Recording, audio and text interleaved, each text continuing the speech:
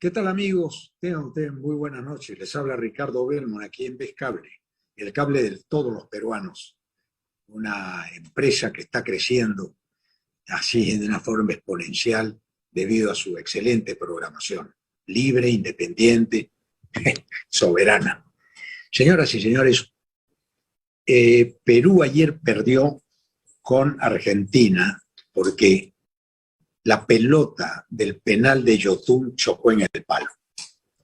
Hay una diferencia muy grande en el fútbol, meter el gol o que la pelota choque en el palo. Este gobierno, al cual muchos de los peruanos apoyaron en contra, no a favor, sino en contra de la corrupción, no les quedó otra alternativa que apoyar a Perú Libre y al presidente Castillo. Se movilizaron millones de peruanos, vinieron los ronderos de todo el Perú, la gente del sur, del norte, los espartanos, es decir, todo el mundo apoyando la lucha contra la corrupción y la impunidad. Y nos encontramos después en la duda. Hay un dicho que dice: en la duda abstente, y en esa duda hoy el Perú se encuentra, no sabe a dónde va el gobierno. Si el gobierno se ha inclinado a la derecha, llamada derecha, a mí no me gustan los términos derecha o izquierda, pero voy a usar los términos que usa la prensa. La derecha, con los caviares, han conquistado el proyecto nacionalista de Perú Libre, o en su defecto hay una posibilidad de que algún día se recobre la independencia de Perú Libre con su candidato, que fue Castillo, un desconocido para la mayor parte del país, pero que tuvo el respaldo muy inteligente, muy bien organizado por Perú Libre desde el sur, robándole los votos a toda la izquierda para apoyar a Pedro Castillo Terrones. Pedro Castillo Terrones se encuentra entre la espada y la pared: una nueva constitución o la constitución de Fujimori. En el programa de hoy tenemos dos invitados de lujo, dos invitados que tienen trayectoria política y que son hombres duchos en la materia, especialmente. Los dos son abogados, y el primero de ellos, que además es mi amigo y lo tengo en alta consideración y estima personal, es el doctor Antero Flores Arauz, quien ya está aquí con nosotros. No sé si ya resolvieron el problema del video, pero lo tenemos en el audio a Antero, que lo importante es lo que diga y no lo que podemos mostrar a estas alturas de la televisión. Nos obliga a ciertos rigores del maquillaje, etc. Antero, si estás ahí, muy buenas noches. Querido Ricardo, sí, te estoy viendo. A estas alturas de la vida, porque nos conocemos desde chico, lo que podemos mostrar son arrugas. Sabía que me ibas a dar en las canillas para arrancar. No, yo he hablado en plural. Sí, sabemos. Antero, me da un gusto enorme tenerte en el programa y quiero hablar contigo. A mí también, y me da mucho gusto, además de que estés en Vez Canal, que es una emisora, una televisora popular, con muy buena sintonía y muy buena programación, que lógicamente con tu presencia sigue mejorando. Gracias, Antero.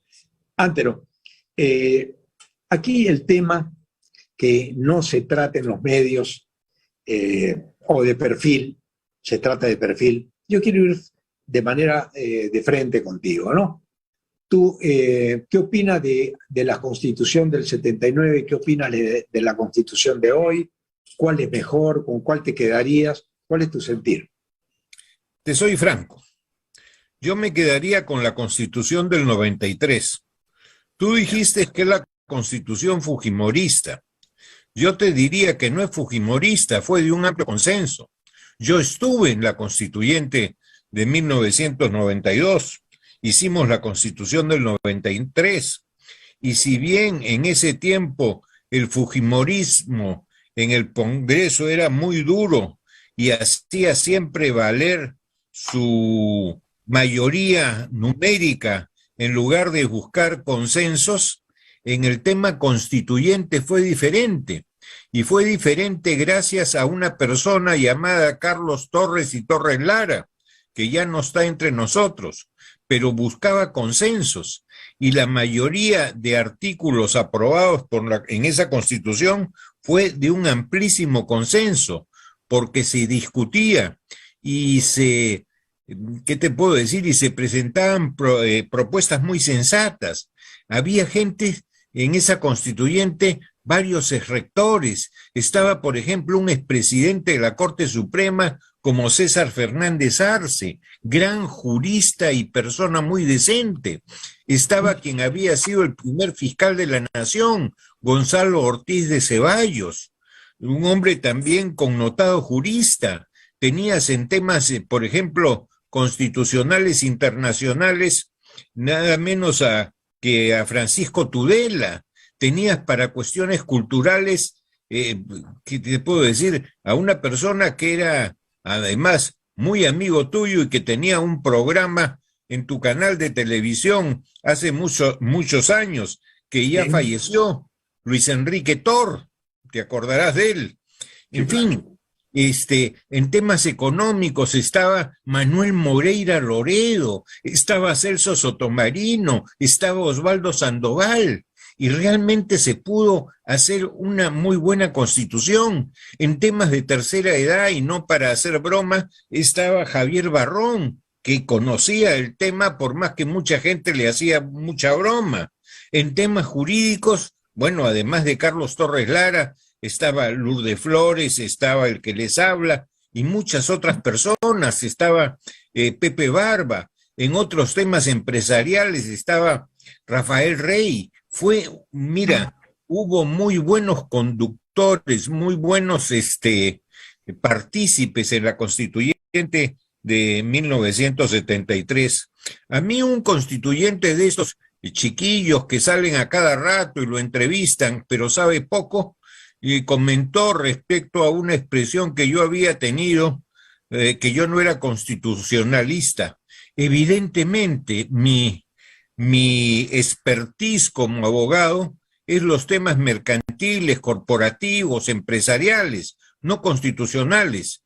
Pero los constitucionalistas, ¿qué hacen? Comentan la Constitución, estudian la Constitución. Yo no soy constitucionalista, yo no necesito por qué estudiarla. Yo soy uno de los que la hice. Entonces, no soy constitucionalista, pero soy constituyente. Entonces, déjense de vainas. Ya, una cosa, antes, yo no puedo debatir contigo sobre temas de derecho porque no soy abogado, pero... No importa, tú debates de todo, porque eres amplio, eres plurifacético. Bueno, te quería preguntar, yo más bien aprender un tema. Acá no se quiere volver a la Constitución del 79, ¿no? Esa Constitución del 79 fue una Constitución de consenso, con los hombres más brillantes del PPC. Tú en esa época eras integrante del PPC. Ahí estuvo... No, yo ni pensaba estar en política. Yo no quise estar en política. Entré en política recién en el año, ¿qué te digo? 85. Bueno, estuvo Luis Bedoya, sí. Estuvo Ernesto Laiza, estuvo, gente brillante como Héctor Cornejo Chávez, también estuvo del PPC Celso Sotomarino y otros, ¿no? Entonces, yo me pregunto si esa Constitución del 79, que fue modificada ampliamente, especialmente en los contratos ley, voy a ir directamente al punto penal. ¿Qué opinas tú de los contratos ley? Mira, los contratos ley no es otra cosa que llevar al texto constitucional un principio jurídico. Los contratos, que son reglas, son pactos entre las partes, solamente se pueden terminar o se pueden modificar por otro acuerdo entre las partes o por decisión judicial. Lo que no pueden es modificarse por norma legal, porque una norma legal no puede romper, por ejemplo, el contrato que tú tienes si alquilas tu departamento a un tercero.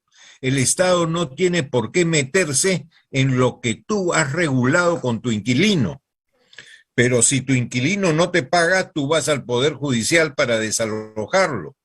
Y si quieres ampliar el plazo del contrato, haces una adenda del mismo, pero no puede ser modificado el contrato por norma legal. Y eso es lo que significan los contratos leyes, por más que sepa... Una cosa, Andero, perdóname. Por más que el dicho de contrato ley parezca aparatoso, grandilocuente, enorme, no lo es, simplemente es el cumplimiento de un principio jurídico. Pero hay una cosa, Andero, perdóname. Con los contratos ley, si tú firmas un contrato en una noche, a ver, me nombran a mí ministro de Transportes y cedo todas las pistas del Perú en un contrato ley a la empresa Odebrecht, me veo obligado a cumplirlo, ¿sí o no? Si no ha seguido todo el procedimiento, si no hubo un concurso, si no hubo licitación, es nulo y puedes ir al Poder Judicial para anularlo. Y si el contrato es lesivo para una de las partes, hay lo que se llama excesiva onerosidad, en que también puedes recurrir a la autoridad judicial para cambiarlo, modificarlo o dejarlo sin efecto. La normatividad tiene realmente una infinidad de mecanismos para hacer prevalecer la justicia, por más que suene, insisto, grandilocuente lo de contratos leyes. Porque hay una cosa, existe el CIARIS, o sea, somos el único país, tengo entendido, corrígeme, que debate los contratos lesivos contra el Estado en los fueros internacionales, algo que defendió Porky en las campañas. ¿No te parece a ti raro que en el Perú no confiemos en la justicia del Perú y los contratos lesivos contra el Estado tengan que ser vistos en otro país por el CIARIS, que son los grandes estudios de abogados internacionales los que defienden las indemnizaciones que hay que pagar, etcétera? Discúlpame, estás mal informado.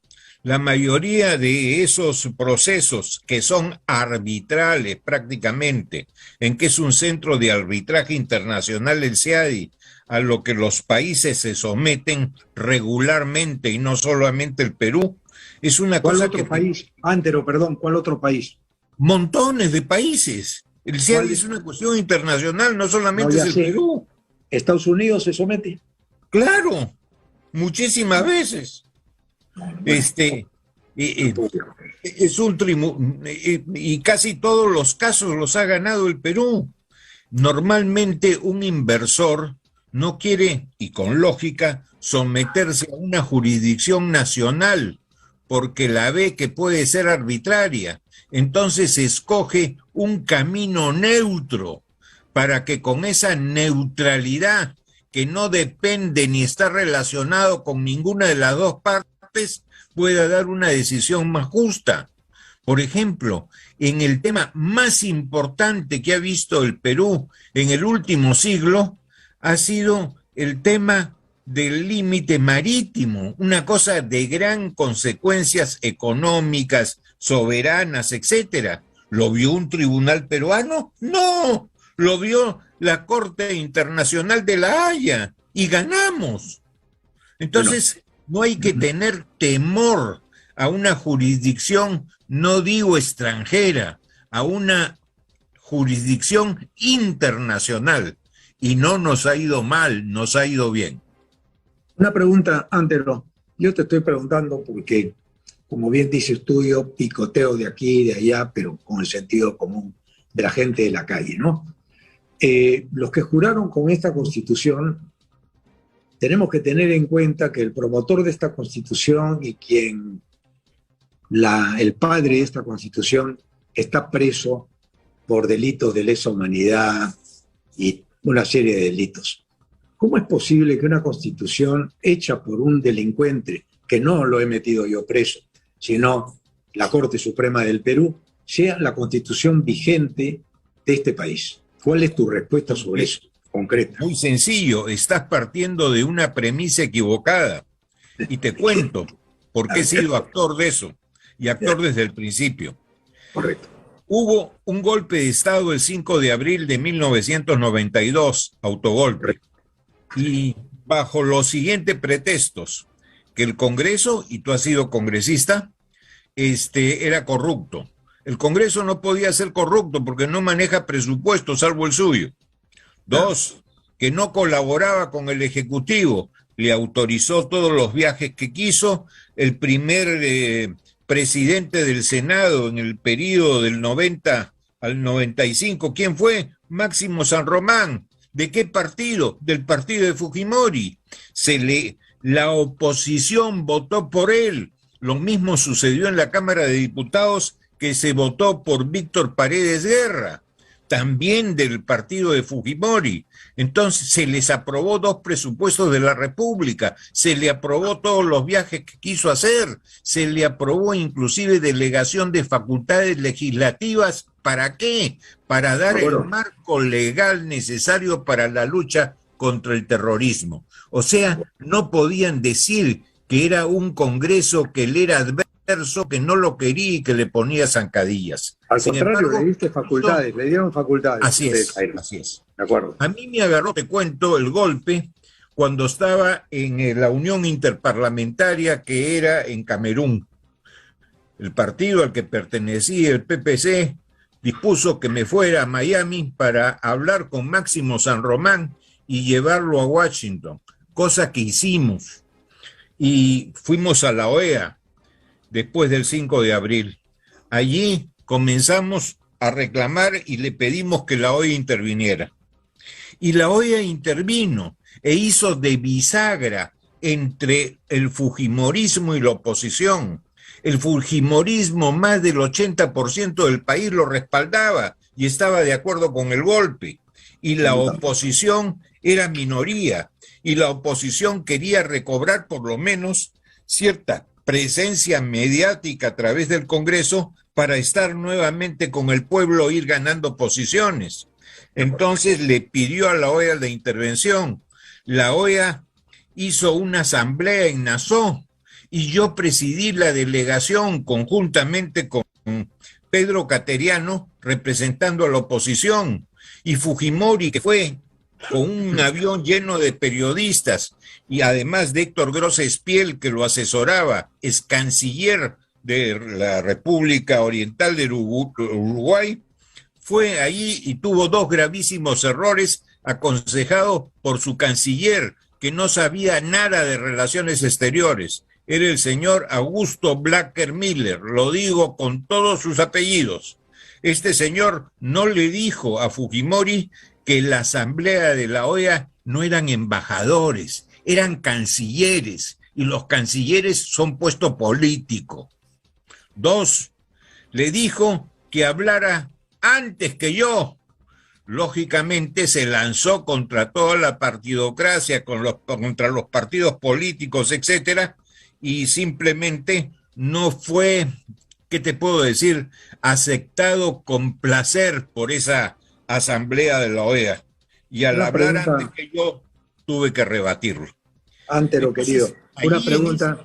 Si me permites, allí en esa asamblea de la OEA llegamos a la transacción política. Ni usted se queda solo, ni el Congreso sale. Usted se queda, pero habrá un nuevo Congreso. Y se dijo que sería constituyente porque se tomó como chivo expiatorio la Constitución del 79. Que la del 93 resultó mejor, sí. Y que fue impuesta por Fujimori, no fue una constitución fujimorista. Fue de todos los que intervenimos en ella. Correcto, Antero. Yo entiendo que en ese momento se decía, yo me acuerdo, yo era alcalde de Lima, se decía que los gobiernos habían fracasado, la parte económica era un desastre y que había que cambiar la Constitución para mejorar el tema económico, que el Estado había que desaparecerlo porque era ineficaz. Me acuerdo todos los argumentos.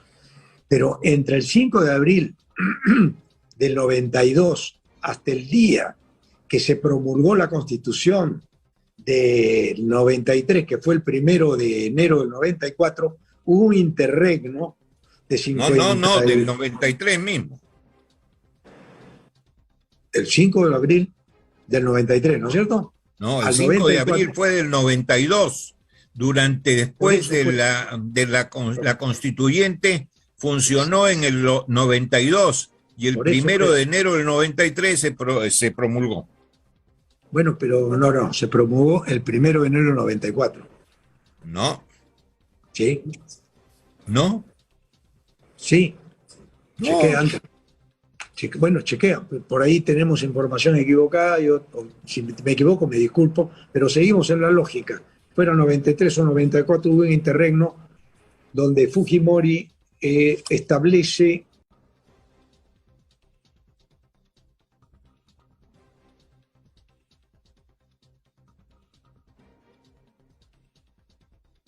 esta constitución que el PPC y sus más brillantes hombres consideraron que era la más importante constitución de la historia después de un régimen militar.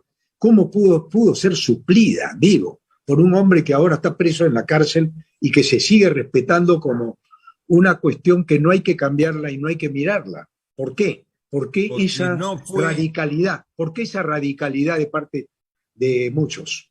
No es radicalidad, es que partes de un error, de que fue... Siempre de un error, es parte de... Sí. Eres un maestro, mira, la pelota... Tu error es que es una constitución de Fujimori, no es de Fujimori. Estuvieron en la asamblea los fujimoristas, pero fue hecha por amplio consenso. Pero se vendieron 250 empresas, pues antes en un año. Me parece muy bien vendidas porque el Estado es un pésimo administrador. ¿Sabes cuánta plata se chorearon? Seguramente algo se chorearía, pero el Estado no debe intervenir. Eres un maestro, ¿sabes por qué? Porque si el Estado no tiene que intervenir, ¿para qué hay Estado? Hay un dicho, zapatero a tus zapatos. El Estado está para darte seguridad, para darte salud, para darte educación.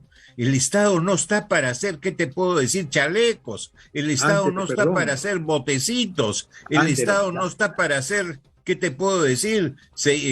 Una agencia de viajes o para vender minerales. Eres un maestro. ¿Sabes por qué, Antero?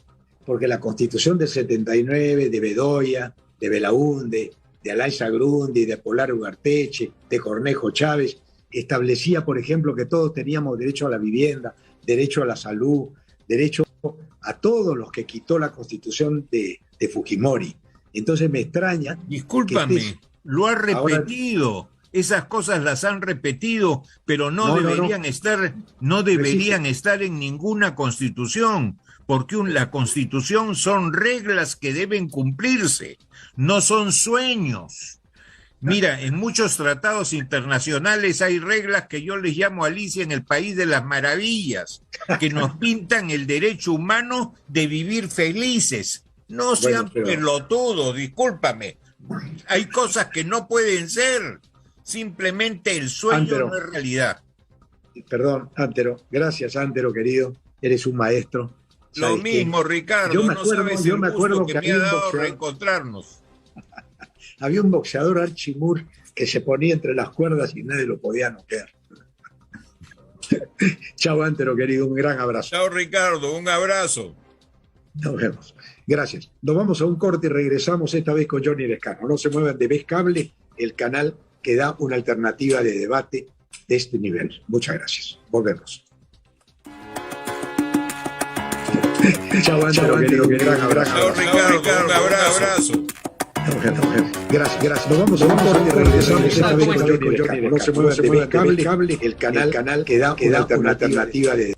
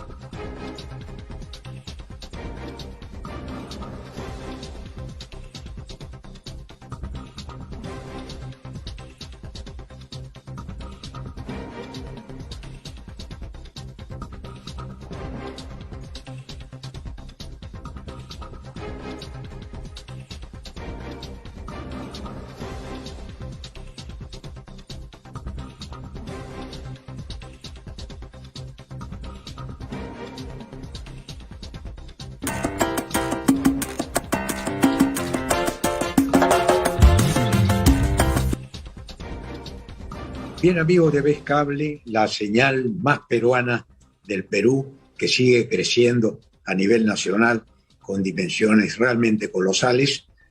Esta vez tengo el gusto de conversar con Johnny Lescano, un político puneño, luchador, miembro de Acción Popular, quien va a dialogar conmigo para escuchar sus argumentos sobre la nueva Constitución. Y vamos a entrar de lleno a eso porque ahí cambiaría la historia. Antes de hablar del momento político, yo prefiero hablar de la Constitución, que es parte del momento político. Johnny, muy buenas noches. Te doy la bienvenida para que empiece con lo que tú quieras. Pon la pelota en la cancha y empezamos a jugar. ¿Qué tal, Ricardo? Muy buenas noches a todos quienes ven tu programa. Y bueno, saludar a todos los peruanos y peruanas y agradecer la invitación. Bueno, tú hablas de la nueva Constitución. Acción Popular desde el año 2001 propuso el dictado de una nueva Constitución. No te olvides que en el año 2001 se hace cargo del Perú el presidente Paniagua, porque se fuga Fujimori a Japón.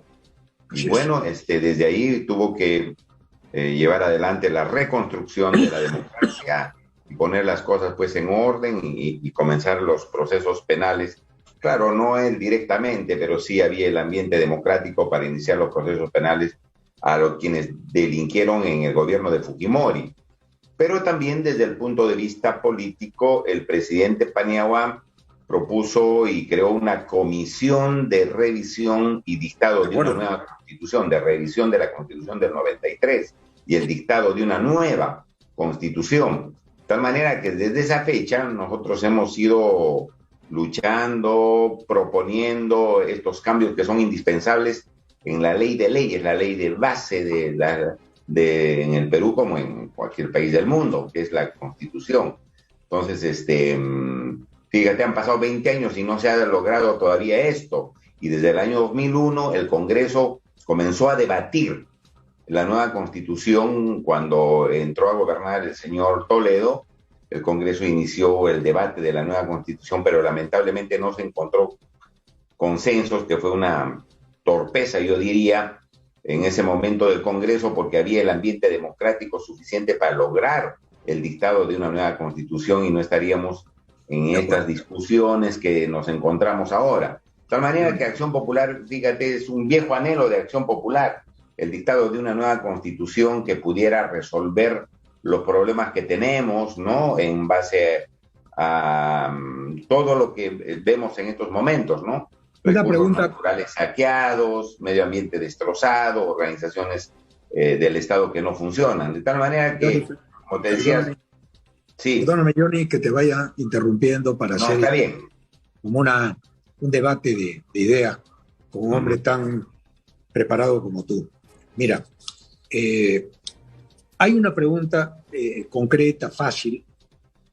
¿Cuál la prefieres? ¿Esta espuria de Fujimori o la de Belaúnde, la constitución que firmó Belaúnde y promulgó Belaúnde en el año, la constitución del 79? ¿Cuál prefieres tú? ¿De motu propio? Sin lugar a dudas,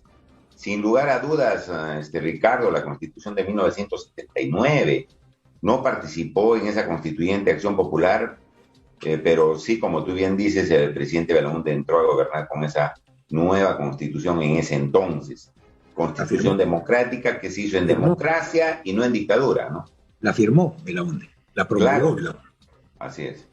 De tal manera que es una constitución que debía reinstaurarse, hacerle los cambios, digamos, porque los tiempos han cambiado y obviamente necesitan introducir algunas normas que son indispensables y consecuentemente la Constitución del 79 puede servir de base para el dictado de una nueva Constitución. Ahora, el dilema está en cómo la hacemos, a través de una asamblea constituyente o en el mismo Congreso. Como bien ya se ha explicado, la asamblea constituyente ha originado todo un debate, ¿no? La propuesta que tiene Perú Libre y especialmente el presidente Castillo. En realidad ellos quieren hacer la asamblea constituyente a través de un referéndum. El artículo 32 de la Constitución no permite hacer referéndums para crear asambleas constituyentes. Una pregunta, John, una pregunta. ¿No sería más inteligente regresar a esa Constitución del 79 y después hacer algunas modificaciones? Claro que sí, sí, claro, eso se puede hacer, pero no tenemos los votos suficientes, Ricardo, para conseguir eso, porque eso tendría que aprobarlo el Congreso, ¿no? El Congreso actual, que no tenemos pues los más de 87 votos que se requieren. No necesariamente el Congreso, porque la Constitución, hay un artículo, el 307 de la Constitución, que la misma Constitución del 79 desbarata cualquier otra Constitución hecha con golpe de Estado. Esa es la única arma que tienes. No, sí, claro. O sea, jurídicamente yo creo que hay muchísimas razones como para restablecer la Constitución de 1979, ¿no es cierto? Pero lamentablemente tú sabes que también es una decisión política y esto tendría que hacerlo el Congreso y lamentablemente no tenemos votos en el Congreso. Ahí están los fujimoristas, los de Renovación Popular, los señores de Hernando de Soto, o sea, Avanza País, y algunos otros cuantos que no van a conseguir, digamos, apoyar para restablecer la Constitución de 1979. Pero en el caso, hay una problemas de números en votos, ¿no? Ya, hay una cosa, Johnny, que a mí me preocupa, que es la siguiente. Mira, al pueblo no se le explica lo que tú estás explicando. Tú tienes una trayectoria extraordinaria en el Congreso, te he visto pelearlas, muchas veces no se logra noquear, llevando, digamos, la ley al Pleno para que se defina. A mí me pasó eso, yo estuve en el Congreso. Pero claro hay un que tema, sí, ha sido mi compañero de bancada. Hemos estado juntos y hemos estado en muchas luchas, pero acá hay un tema que a mí me preocupa. Mira, el Perú fue saqueado más de 350 millones de dólares, 350 mil millones de dólares en 30 años en sobreprecio, mafias, Odebrecht, robos, todo.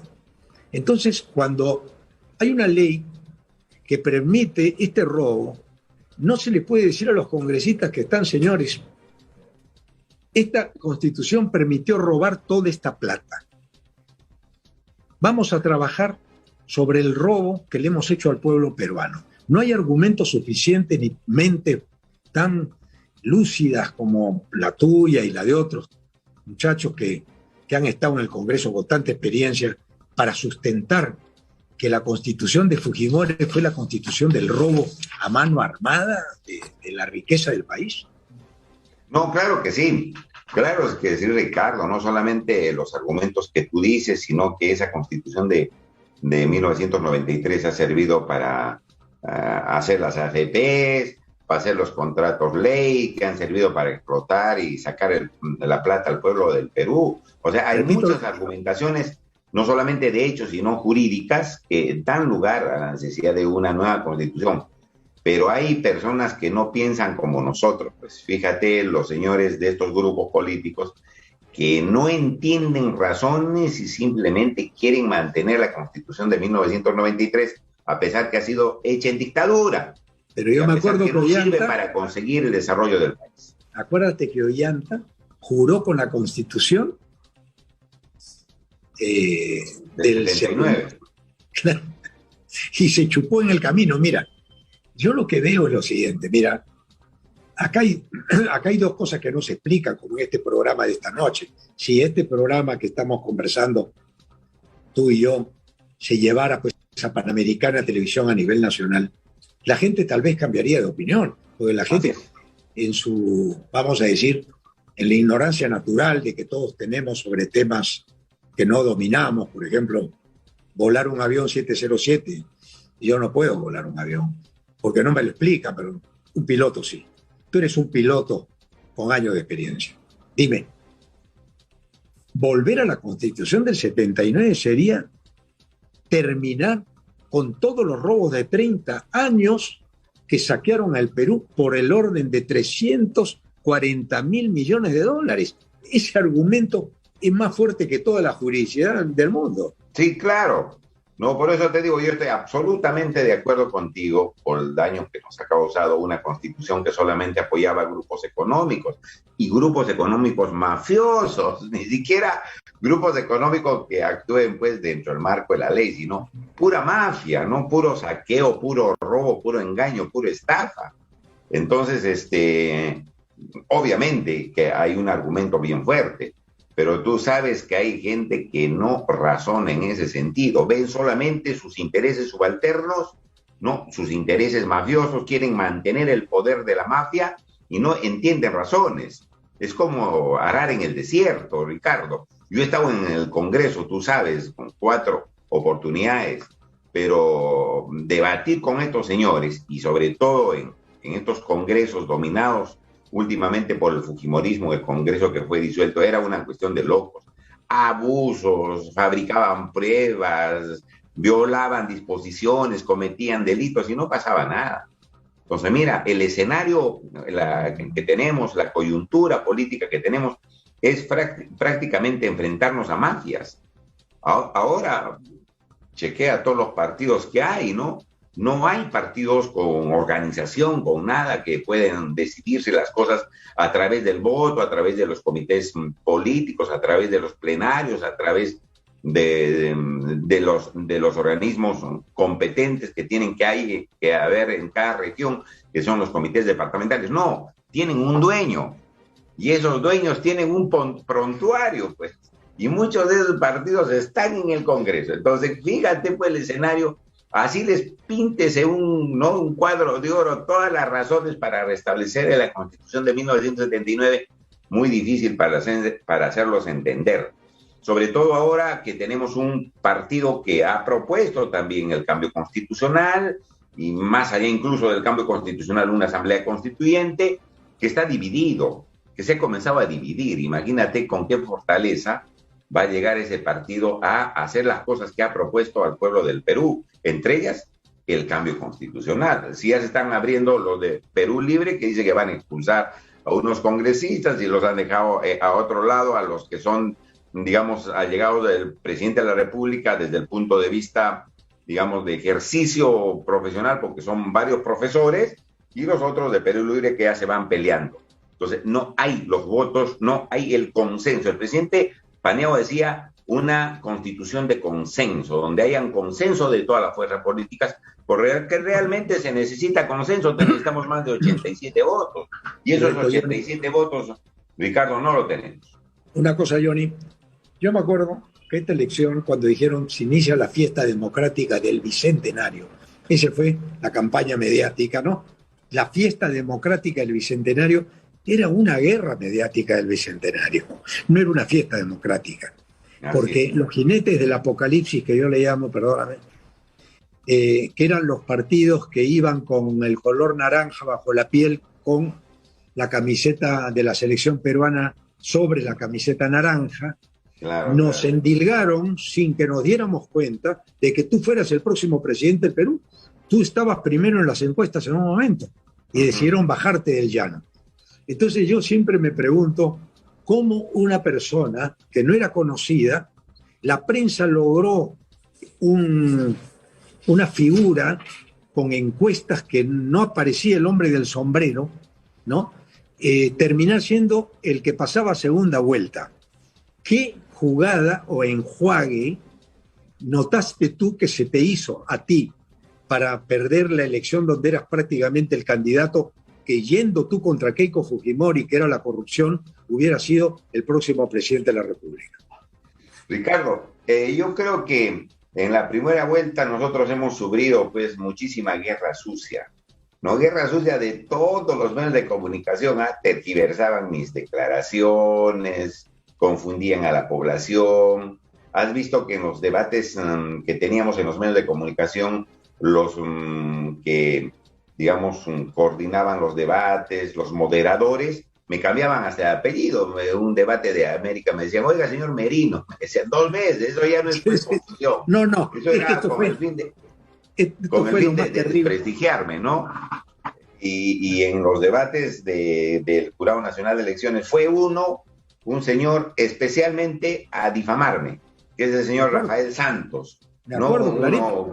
Como le dijeron, el chaleco del señor Rafael Aliaga, del señor Porqui. Eso fue un Entonces, apanado, pues, un apanado. Pues. un apanado. Entonces, no solamente los candidatos, sino los medios de comunicación y las redes sociales con tantas mentiras, lograron comenzar a golpear mientras el sombrerito avanzaba, pues tranquilo, nadie lo tocaba. Y yo creo, Ricardo, que en esa primera vuelta no ha resultado estos dos candidatos finalmente por efecto solamente de la votación, sino que se ha empujado ese resultado. Yo creo que se ha impulsado ese resultado. O sea, meterle a la señora Fujimori y al señor Castillo, porque pensaban que Fujimori lo iba a destrozar en la segunda vuelta Castillo, que era pichoncito, que era fácil de desplumarlo y de dejarlo en el suelo con la votación, y le salió el tiro por la culata. Entonces ellos han hecho todo un armazón. Si tú ves las redes sociales del señor Aliaga, vas a ver propaganda a favor del sombrerito, a favor del señor Castillo. Vas a ver cómo este señor es pro vida, decían hay que impulsarlo, es buena persona, impulsaban, ¿no? Que vaya avanzando, mientras otros nos chancaban. Bueno, había todo ese escenario, pero yo creo que se ha armado eso, porque eso no es una cuestión. Mira, ¿cómo puedes explicar que del primer lugar yo resulte en el quinto? Ya puedo hacer que las encuestas ya puedo resultar pues en el segundo, ya. No, yo la vi. Pero con esfuerzo. Pero Johnny, yo la vi.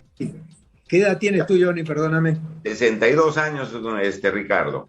Bueno, te llevo algunos años adelante. Sí. Yo trabajé con la Constitución del 79, mi primer gobierno. Yo también he estado como abogado, tú sabes, con la Constitución del 79. Escucheta que te voy a decir. Yo tuve la Constitución del 79 en el primer gobierno y la Constitución fujimorista en el segundo. En el segundo gobierno, Fujimori se hizo dueño de las alcaldías, ¿no? Sí, claro. Se hizo dueño del Congreso, vendió las empresas públicas, se hizo dueño de los medios de comunicación. Y tú no te has dado cuenta, Johnny, con los años que tienes, que los medios de comunicación es el primer poder del Estado hoy día. Es que tú y yo y todos fuimos, de alguna manera, títeres que jugábamos. Pues. ¿Tú sabes que ¿Cómo te sientes tú de haber tenido la presidencia en la mano y te la robaron en la última semana? Bueno, yo creo que... ¿Cuál es tu espíritu de lucha para esto? Claro, nosotros hemos luchado bien, hemos hecho buenas propuestas, Ricardo. Hicimos la propuesta de que se haga un laboratorio de vacunas acá en el Perú, y en varios países ya las están implementando. En Chile y Argentina ya tienen sus propios laboratorios para hacer las vacunas, y ya nos ganaron pues la iniciativa, porque esos señores van a tener tecnología, van a mover dinero, van a tener avance en la medicina con un laboratorio de esa naturaleza. Y acá los medios de comunicación llevaban a opinólogos, ¿no? Esos opinólogos que siempre hay por ahí, dicen, no, eso es imposible, no puede haber eso, durará pues 15 años, lo harán dentro de 20 años, decía. Falso, eso se hace rapidísimo. Los chinos llevan toda la tecnología que en Sinopharm lo están poniendo en Chile, en Argentina, con otra marca de vacunas, en fin, y otras propuestas más. Pero no hablaban en los medios de comunicación por las propuestas y nada más, sino me sacaban de que mi esposa era chilena, que le había quitado la casa a mi hermana, pura difamación, ¿no? Me removían el tema de la difamación, que me decían, te cuento que yo le inicié un proceso de acción de amparo al Congreso por esta sanción, una venganza en realidad del fujiaprismo, de este supuesto acoso.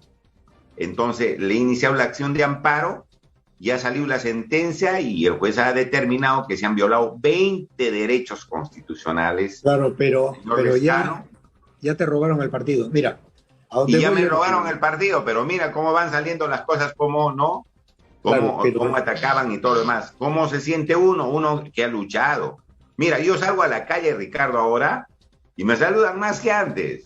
Se acerca la gente, señor Lescal, ¿cómo está? Usted hubiera sido el presidente, porque un poco que van viendo que este gobierno es un poco débil, ¿no? Que requiere ayuda, que necesita asesoramiento, y que lamentablemente no hemos decidido bien. Pero bueno, hemos luchado, Ricardo, seguimos luchando, pensamos que podemos seguir intentando desde el lugar de donde estemos de apoyar a nuestro país. Y si Dios quiere, pues más adelante también volver a intentar, en fin, ¿no? Son cosas que ya las vamos a ver en el futuro, pero obviamente uno se siente, dice, ¿en qué país estamos? ¿Cómo es posible que estos dos males hayan llegado a segunda vuelta? Dos males, ¿no? Dos cosas que no podían los peruanos elegir, pues lo lógico es que a la segunda vuelta lleguen los dos mejores. Aquí llegaron los dos malos. Uno que estaba improvisado notoriamente, vinculado a ciertos movimientos radicales, y el otro lado, pues, una mafia, Johnny, como dicen los fiscales. Esto estuvo armado, pues. Esto estuvo armado por la gran prensa, por el monopolio. El monopolio sabía que Fujimori siempre necesitaba crear enemigos, ¿no? Esto es como las películas de los westerns norteamericanos que veíamos, ¿no? Que siempre había el bueno y el malo. En la película Rocky siempre hay el malo y el bueno. Entonces acá nos armaron un paquete donde tú estabas en el medio, pero aquí lo que había que jugar era con las antípodas. Los defensores de la democracia con la camiseta del Perú y los comunistas terroristas en el otro lado. Y nosotros estábamos en el medio, Johnny. Yo estaba en el medio. Yo no fui yo la segunda vuelta no voté. No voté. Porque dije, yo no estoy en ninguna de esas canteras. Entonces al país lo pusieron entre la espada y la pared nuevamente. Así yo digo también con pena y con frustración, nuevamente nuestro país tiene que estar en una situación. Bueno, tú eres muchacho todavía, no has cumplido 70 años todavía, estás en los 62, ¿no? 62, sí. Entonces estás con todo un futuro por delante. Yo ya estoy en penales. Yo estoy pateando los últimos penales. Pero entonces, tú haces ejercicio, lo que te pido, Johnny, es que no te amilanes. No. Tal vez Acción Popular, perdón, dos preguntitas antes de terminar. Acción Popular tiene algunos pitucos por ahí y algunos hombres de pueblo. ¿Cómo se entiende la pituquería de Acción Popular con el hombre de pueblo, puneño, carajo? ¿Cómo es ese diálogo interno? Dame 3 líneas nada más. Bueno, en realidad nosotros hemos sido elegidos, pues, Ricardo, para ser candidatos a la presidencia dentro del partido por el 70% de los militantes. Quizás hubiera sido más porque pusieron a las mesas lejos de donde vivían los militantes. A pesar de eso hemos sacado 70%. Entonces hay un respaldo fuerte de la militancia, sobre todo de las bases, de las provincias, acá mismo en Lima, ¿no? Y obviamente eso nos pone, pues, con cierta presencia en el partido, la posibilidad de dialogar, de establecer condiciones, de llevar adelante propuestas partidarias y eso es muy importante, ¿no? El sostén, el respaldo de los militantes, ¿no? Y como estoy años en mi partido, 20 años aproximadamente, Ricardo, bueno, ya nos vemos las caras, ¿no? Con los pitucos, como dices, ¿no? De Acción Popular, ¿no? Por los que se quieren dueños del partido, y bueno, se tiene que dialogar igual a igual. Ellos se apoyan. Una pregunta, entre ellos. Galvez, ¿dónde está? ¿De tu lado o del otro lado? Galvez. Galvez tiene una posición ecléctica intermedia, ¿no? No, digamos. Galvez trabajó conmigo en la municipalidad y era un tipazo, un regidor muy bueno. Sí. ¿No? Sí, pero Luis Enrique Galvez conoce bastante del... Galvez es una persona muy inteligente. Sí, es bien ilustrado en materia partidaria y como tú dices, sí, es una persona que hubiera hecho mucho, si hubiera llegado al Congreso, hubiera tenido mayor participación en los gobiernos de Acción Popular, hubiera aportado más, ¿no? Pero bueno, él los conoce más, pues, a quienes están más tiempo en Acción Popular y un poquito que se pega más a ellos, ¿no? No tanto al lado nuestro. Johnny, te cuento que el Movimiento Obras va a ir a elecciones municipales. Ah, qué bueno. Algún día me gustaría hablar contigo porque tú eres una persona, ¿sabes qué? Te conocí en el Congreso, siempre te plantaste, jugaste a tu mano y estos de la prensa monopólica no permitían que un puneño, perdóname, ¿no? Que un puneño se enfrentara a los pitucos ¿no? Que la prensa los adora. ¿no? Es que esos pitucos tienen sus cenas, sus almuerzos, con ¿no? Los propietarios, claro, tú sabes de eso, ¿no? Los Conozco los a llevan todos, a sus casas, los conozco a con todos porque piscina, con todo, ya ahí tienen mucha amistad y no tienen mucha conexión. Johnny, yo te agradezco muchísimo esta entrevista. No, gracias Ricardo por la invitación, ha sido muy entretenido hablar contigo y te felicito por el programa. Es que sabes que la entrevista tiene que ser jugosa, entretenida, alegre y dejar al otro que hable, no estigmatizar y poner adjetivos, ¿no?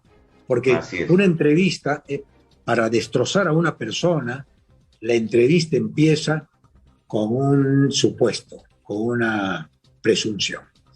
Johnny, me han dicho que tú, ¿no? Cuando eras chico en el colegio, ¿no? Te masturbabas en el baño, ¿no? Entonces, te tienes que defender media hora. No, yo no era, ¿no? Exacto, y yo he pasado toda la campaña me he pasado defendiendo. Pues. No me preguntaban del plan de gobierno, sino me preguntaban, dice que usted hizo esto, dice que acá, dice que allá, dice, ¿por qué propuso usted esto? ¿Por qué dice usted que yo, que acá? En fin, ese era el tenor de las entrevistas, ¿eh? Sí, y en los debates, pues no, has visto cómo hemos tenido. No. El debate fue una tomadura de pelo, ¿Por qué?